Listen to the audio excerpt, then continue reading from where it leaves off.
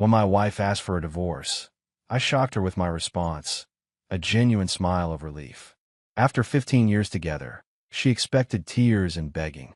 Instead, she got a man who'd finally seen the truth behind the illusion. She never realized I was 10 steps ahead, or that her secret wasn't secret at all. They say what doesn't kill you makes you stronger. What she never expected was just how strong I'd become, or what it would cost her in the end. My name is Jack Reynolds. I'm 46 years old, and this is the story of how my wife's betrayal turned out to be the best thing that ever happened to me. I met Sarah at my buddy Mike's barbecue 15 years ago. She walked in with her sunglasses perched on top of her blonde hair, wearing a sundress that caught every eye in the backyard. I wasn't looking for anything serious back then. My construction company was just taking off, and I was putting in 70-hour weeks. But Sarah changed everything with just one smile. "You're staring," she said, catching me red-handed with a plate of ribs in my hand. "Sorry about that," I replied, feeling my face heat up. "It's not every day a guy sees someone who makes the sun look dim by comparison." She laughed at my corny line, and that was it. 6 months later, I proposed on a boat on Lake Michigan. 1 year after that, we bought our house in Oakwood Heights, a beautiful colonial with a yard big enough for the kids we planned to have. The early years were everything I dreamed of. Sarah supported me as I grew my business, celebrating every contract I landed like we'd won the lottery. When I had to work late, she'd bring dinner to the office. When I was stressed, she knew exactly when to talk and when to just be there. I thought we were solid. Kids never came along, medical issues, the doctor said, but we made peace with it. I focused on building us financial security instead. By our 10th anniversary, Reynolds Construction had 30 employees and projects across 3 states. I bought Sarah a Mercedes for her birthday and took her to Hawaii for 2 weeks. Life was good, until it wasn't. The change happened gradually. First, it was small things. She stopped asking about my day, started going to bed early, spent more time on her phone. When I asked if everything was okay, she'd say she was just tired or busy with her interior design clients. Then came the later nights, the girls' evenings, that happened more frequently. New clothes appeared in her closet, things she never wore around me. Her phone would ding at odd hours, and she'd take calls in another room. Last Thanksgiving, I planned a surprise anniversary dinner. 15 years together deserved something special. I booked our favorite restaurant, arranged for flowers, the works. But Sarah never showed. She texted at 9:30, saying her friend Jenna had an emergency breakup and needed support. I ate alone, watching other couples celebrate while my steak went cold. When she came home past midnight, her hair smelled like cologne that wasn't mine. "How's Jenna doing?" I asked from the living room couch. Sarah jumped. "Jesus, Jack, you scared me. Why are you sitting in the dark, waiting for my wife to come home from our anniversary dinner?" She froze for a moment. Then her hand went to her mouth. "Oh my God, that was tonight?" I completely forgot. The look on her face wasn't guilt. It was annoyance at being caught. That was the moment I should have known. But I swallowed my pride, accepted her hollow apology, and went to bed alone. I was building our dream life while she was building an exit strategy. I'd been working 14-hour days on a major waterfront development project when I found the receipt. It was tucked in our laundry room, fallen from Sarah's coat pocket, a hotel bill from the lakeside resort, just 2 towns over. The date was last Tuesday, when she told me she was at her sister's place in Milwaukee. My stomach clenched, but I kept my cool. 20 years of running construction sites teaches you to think before you act. I slipped the receipt into my wallet and said nothing.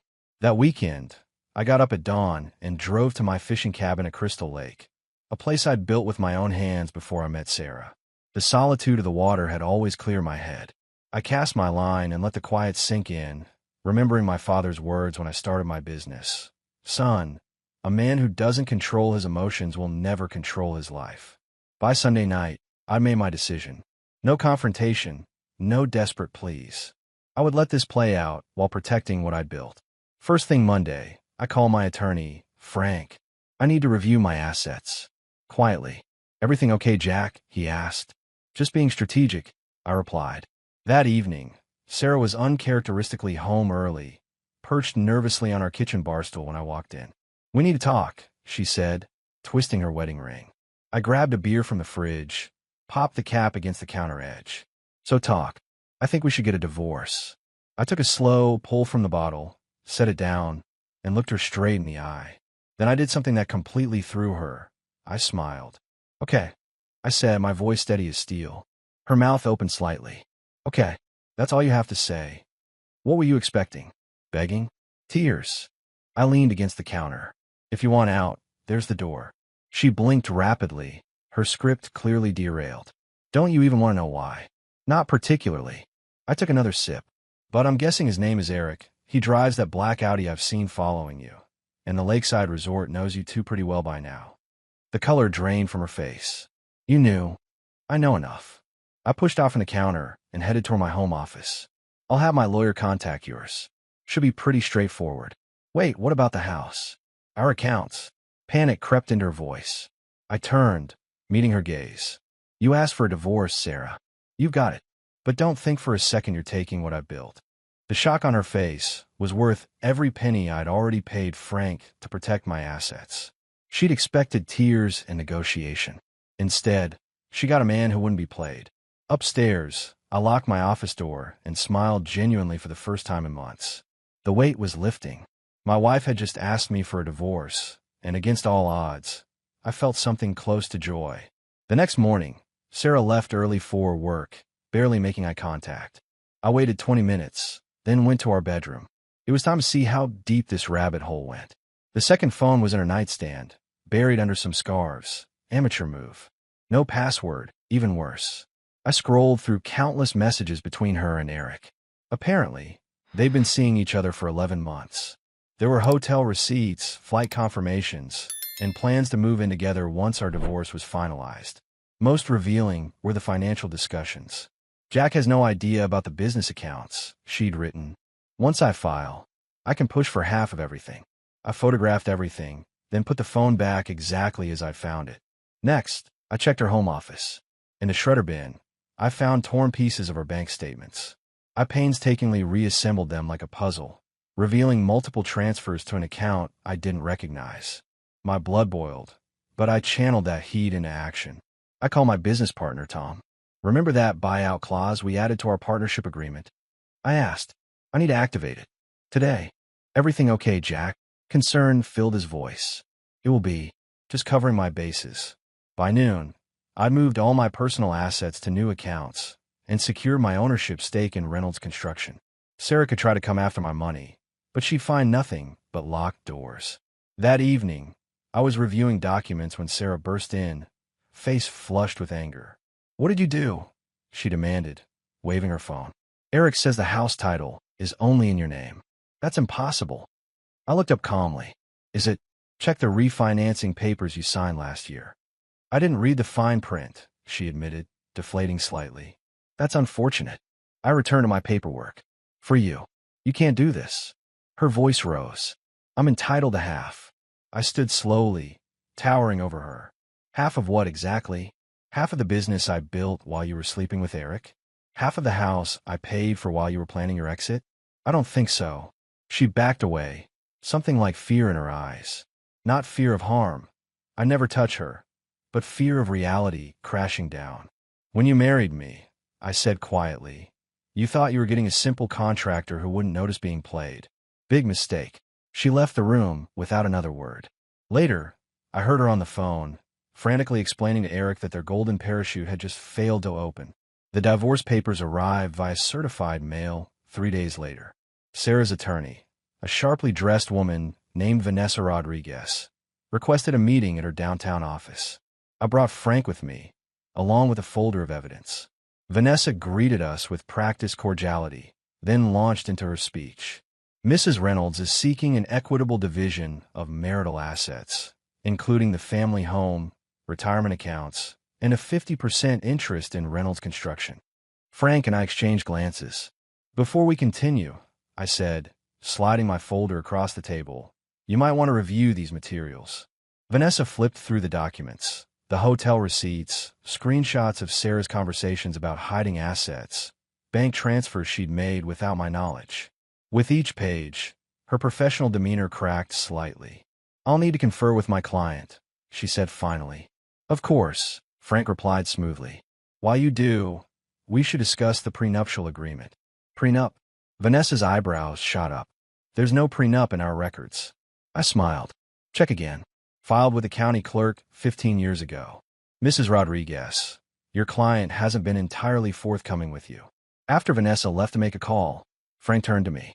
She's realizing she's got a losing case. I nodded. Sarah thought I was the same guy who proposed to her on that boat. She forgot I've spent 15 years outmaneuvering competitors who try to take what was mine. When Vanessa returned, her tone had changed completely. My client is open to discussing a more conservative settlement. Conservative isn't the word I'd use, I replied.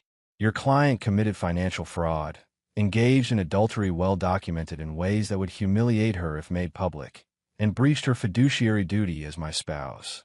Vanessa paled slightly. What are you proposing? Sarah walks away with her personal belongings, her car, and a one-time payment of $50,000. In exchange, she signs a complete release of all claims against me, my business, and my property. Oh, and she has 2 weeks to vacate my house. That's absurdly generous, Frank interrupted, considering the alternative is a very public, very detailed divorce trial. As we left, Vanessa was already dialing her client. I knew what Sarah's answer would be.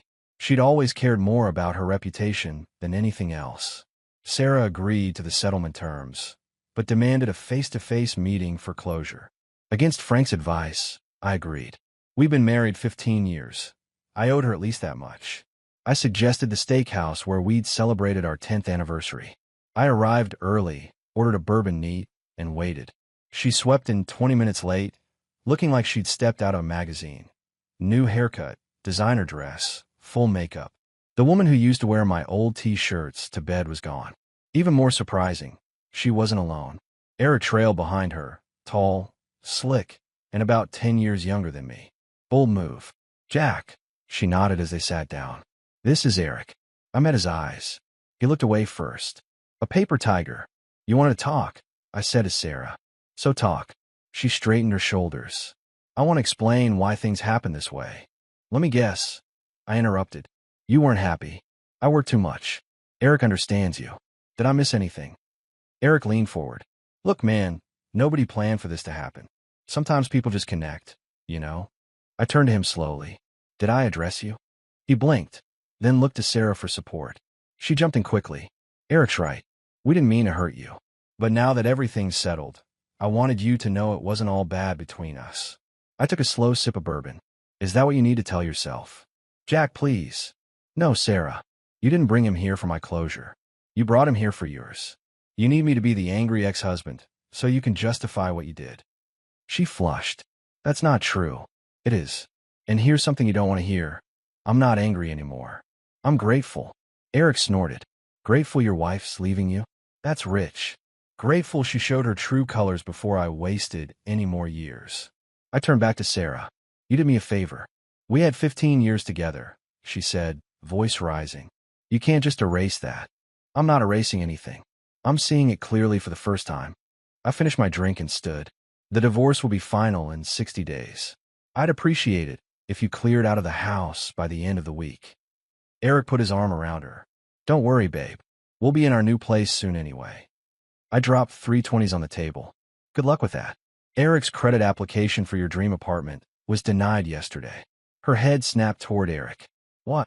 I have friends in banking, I explained. They mentioned someone with Eric's name and terrible credit score was applying for a luxury rental using your income as collateral. Interesting, isn't it? I left them staring at each other, the first cracks already showing in their perfect little fantasy. The confrontation with Sarah and Eric triggered an unexpected chain reaction. 2 days later, I came home to find Sarah packing frantically, eyes red and swollen. You were right about him, she blurted when she saw me. Eric's been lying about everything.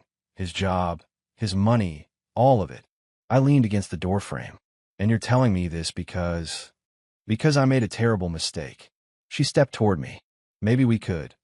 Stop. I raised my hand. There's no anymore. Sarah. Her face crumpled. I have nowhere to go. Eric's gone, and my sister won't take me in. For a moment, I almost felt sorry for her. Almost. The guest room is yours until Friday, I said. After that, you're on your own. That night, a thunderstorm rolled in. The power went out around midnight. I was checking the circuit breakers when I heard glass shattering. Grabbing a flashlight, I rushed upstairs to find my office window broken. A man was climbing through. Eric, soaking wet and clearly drunk. "Where is she?" he slurred, stumbling toward me. "Get out of my house," I warned, standing my ground. "Not without Sarah." She took my car keys. He lunged at me clumsily. 20 years of construction work builds muscle that desk jobs don't. I sidestepped easily, grabbed his arm, and used his momentum to slam him against the wall. "Last warning," I growled, pinning him there. He struggled, then suddenly pulled a knife from his pocket. "Back off." Sarah appeared in the doorway, screaming as Eric slashed wildly. I caught his wrist, twisted hard, and heard the knife clatter to the floor. One solid punch to his jaw, and he crumpled. "Call the police," I told Sarah, keeping my foot firmly on Eric's chest. When the officers arrived, they found the knife, the broken window, and a very subdued Eric. Sarah confirmed everything. They took him away in handcuffs, charging him with breaking and entering, assault with a deadly weapon, and attempted burglary. As the police car drove off, Sarah turned to me, shivering. "You saved my life. I defended my home." I corrected her. She reached for my hand. "Jack, after what you just did for me, don't." I stepped back. "This doesn't change anything between us." Her eyes welled up. "How can you be so cold?" "I'm not being cold, Sarah. I'm being clear. What we had is over." I walked back inside, leaving her on the porch. The storm had passed, but the damage was done. To the window, to our marriage, to any lingering feelings I might have had. Some things, once broken, can never be fixed. The police report about Eric's break-in hit the local news cycle. I hadn't expected that. Pine Ridge was a small enough town that a drunken ex-boyfriend with a knife made for exciting gossip. By Thursday, my phone was buzzing with concerned calls from neighbors and business associates. Jack Reynolds, the guy who fought off an intruder barehanded. Tom teased when I walked into our offices. "You're practically a local legend now." I brushed it off. "Just doing what anyone would do." "Not everyone," Tom countered. "Most would have run or gotten hurt." "Speaking of which, how's the hand?" I flexed my right hand, bruised from connecting with Eric's jaw. "Functional." After my morning meetings, I drove to the house to check on the new security system I'd ordered. Motion sensors, cameras at every entry point, and reinforced windows. The security technician was finishing up when Sarah arrived, looking uncomfortable. "You're really going all out," she commented, watching the man install a keypad by the front door. "Recent events made it necessary." I replied coolly. After the technician left, Sarah lingered in the kitchen, fidgeting with her purse strap. "Jack, about what happened with Eric. It's handled. He could have killed you, but he didn't."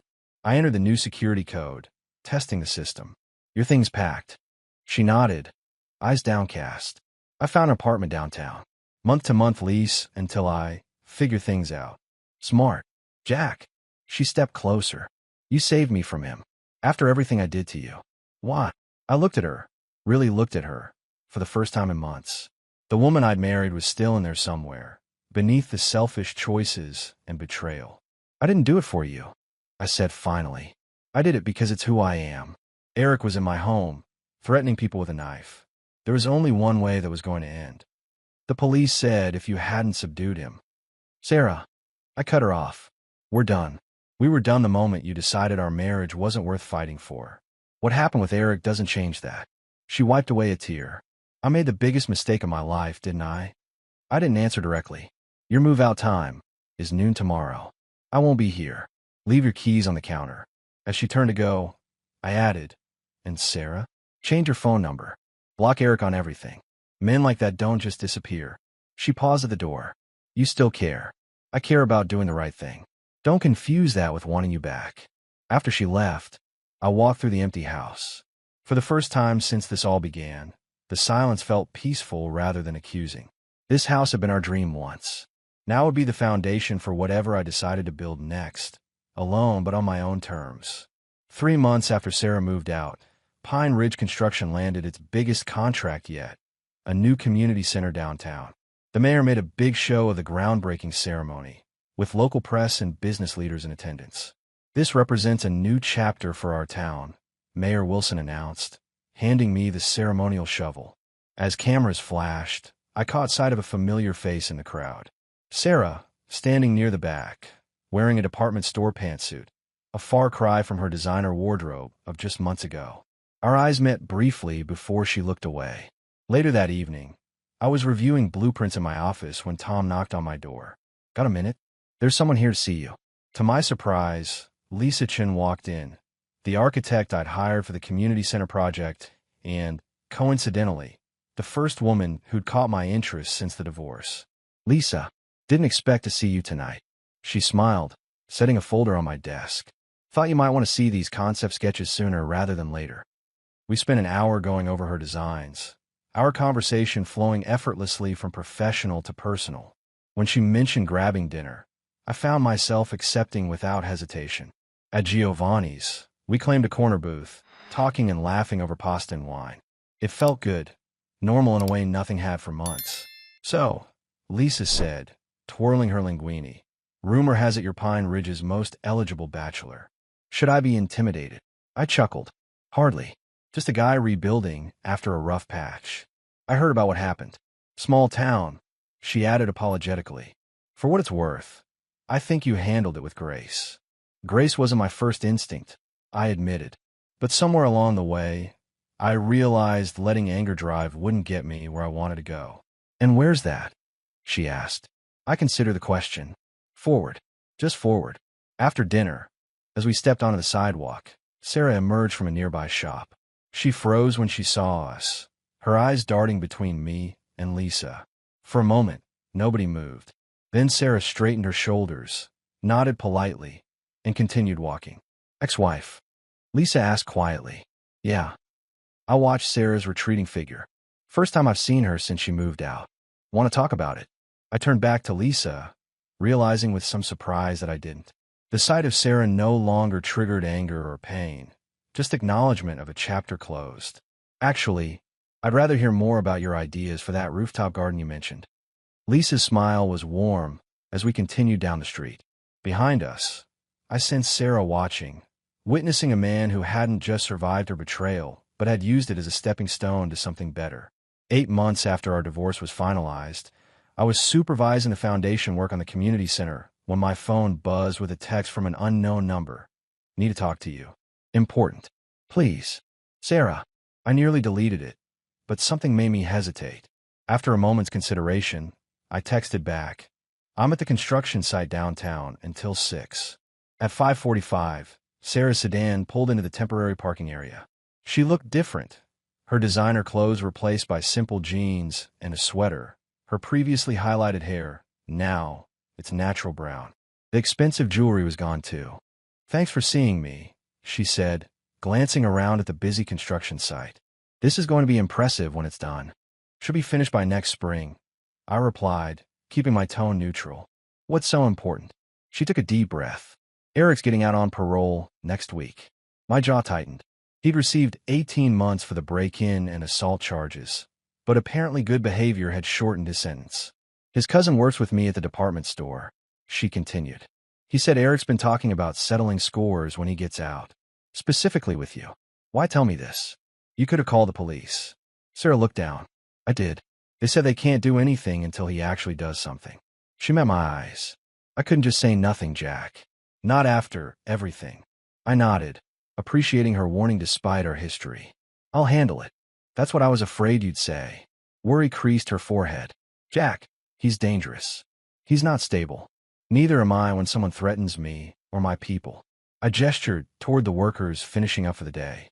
30 families depend on me running this company. I'm not going to let some ex-con with a grudge interfere with that. The next morning, I made 3 calls.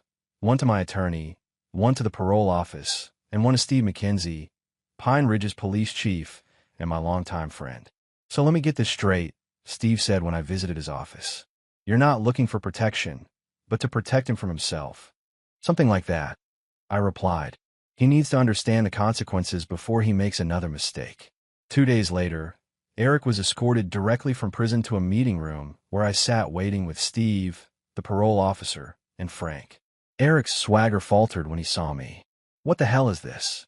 "An opportunity," I said calmly, "to make better choices than last time." Frank slid documents across the table. Restraining order. Prohibits you from coming within 500 feet of Mr. Reynolds, his properties, or his business locations. And this, Steve added, placing another paper down, is notification that any violation of the restraining order will result in immediate parole revocation and return to state prison. Eric's face flushed with anger. You can't do this. Already done, I replied. I'm not looking for revenge, Eric. I just want to be left alone to run my business and live my life. So you call in favors with your cop buddy? He sneered. I leaned forward. No favors needed. You broke into my house with a knife. These are the consequences. But here's something else. I placed a business card on the table. Tom Brady, foreman at Reynolds Construction. Call him when you're ready for honest work. Eric stared at the card, confusion replacing anger. Why would you? Everyone deserves a second chance. Even you. I stood to leave. It's your choice what you do with it. As I walked out, I heard the parole officer telling Eric how lucky he was. He had no idea that luck had nothing to do with it.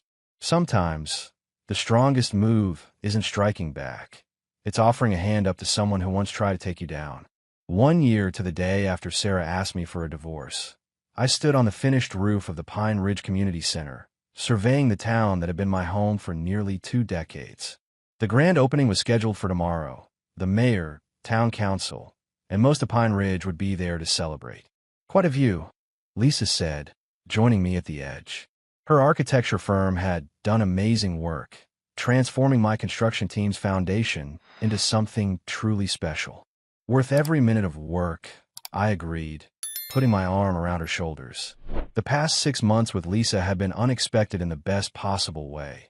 A relationship built on mutual respect and shared purpose rather than the constant need to prove myself. How does it feel? She asked, completing something this significant exactly a year after my life fell apart. I smiled. Feels like perfect timing. My phone buzzed with a text from Tom. Just hired Eric full-time. Guy's actually a decent worker. Who would have thought? I showed Lisa the message. Your renovation project has a new junior carpenter, it seems. You're a good man, Jack Reynolds, she said, studying my face. Not many would have given him that chance. I shrugged. Holding on to anger was getting heavy. Had to put it down somewhere. The rooftop door opened, and Mayor Wilson emerged with several reporters. There he is, the man of the hour. Jack, we're ready for those photos whenever you are. As we headed toward them, Lisa squeezed my hand. By the way, I got the Henderson contract. We're officially expanding to Milwaukee. That's fantastic, I said, genuinely proud of her success. The photo shoot took longer than expected, with the mayor insisting on shots from every angle of the building. As we were finishing, I spotted a familiar figure watching from across the street. Sarah, standing beside her car. I excused myself and crossed over to her. Place looks amazing, she said. The whole town's talking about it. Thanks. I studied her face, noticing the absence of the bitter anger that had been there the last few times we'd spoken. How are you doing? Better. She nodded. Got promoted to assistant manager. Signed a lease on a real apartment. Not just a month-to-month thing. Small steps. That's good to hear. An awkward silence fell between us. I saw Eric last week, she finally said. At the hardware store. He was buying tools for his new job. He told me you hired him. Tom did. But yeah, he's working out okay. Sarah shook her head in wonder. A year ago, everything was so different. I thought I knew what would make me happy. I was so sure I deserved more than what we had. I didn't respond, but my silence prompted her to continue. I had everything and threw it away. You had everything taken from you and built something better. She smiled sadly. Guess that says something about both of us. Lisa called my name from across the street, waving me back for one final photo. I should go, I said. Sarah nodded. Jack, I'm glad you found someone who deserves you. As I walked back to Lisa and the waiting crowd, I felt the final weight lift from my shoulders. Sometimes it takes losing everything to discover what you're truly capable of building. Not just structures of wood and steel, but a life of integrity, strength, and genuine happiness. The man who stood on that rooftop wasn't the same one who'd been blindsided by his wife's betrayal a year ago. He was stronger, wiser, and finally, completely free.